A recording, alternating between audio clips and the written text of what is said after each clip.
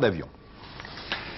Les hôpitaux psychiatriques doivent disparaître progressivement. Il faut en finir avec la politique consistant à rejeter les malades mentaux. Ceux-ci doivent au contraire être intégrés dans la vie de tous les jours. C'est la revendication essentielle des médecins du syndicat de la psychiatrie. Et c'est la raison pour laquelle ils ont manifesté aujourd'hui à Paris. Dominique Thouard. Ce matin, sur plusieurs marchés parisiens. On vient faire une manifestation pour sensibiliser la population à l'enfermement psychiatrique.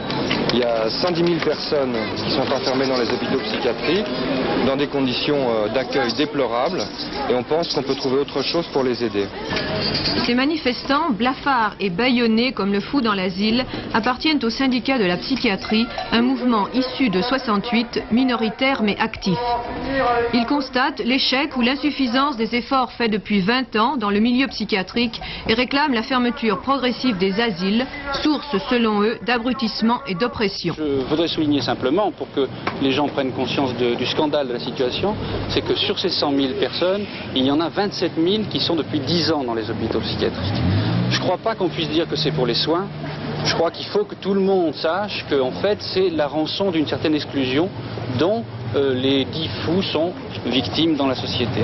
Concrètement, vous voulez remettre les malades dans la société avec tout le monde? Bien entendu, mais concrètement aussi, ça veut dire qu'on ne fera ça que si véritablement c'est la population dans son ensemble qui se saisit de cette question. C'est pas nous qui allons pouvoir magiquement faire sortir tout le monde des hôpitaux, faire sortir tous les enfants. Il faut que ça devienne une question, la question de tous. Pour atteindre un large public, cet après-midi, le cortège a circulé dans les rues de Paris jusqu'à l'hôpital Sainte-Anne. Avec la participation d'associations telles la Ligue des droits de l'homme ou le syndicat de la magistrature, mais surtout avec l'animation d'acrobates, de musiciens, d'acteurs ou encore de peintres.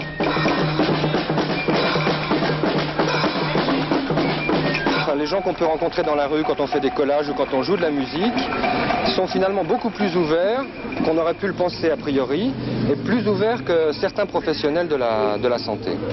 Cette fête n'est donc qu'un premier pas et parallèlement une lettre ouverte a été adressée au président de la République pour que les malades mentaux sortent de leur exil.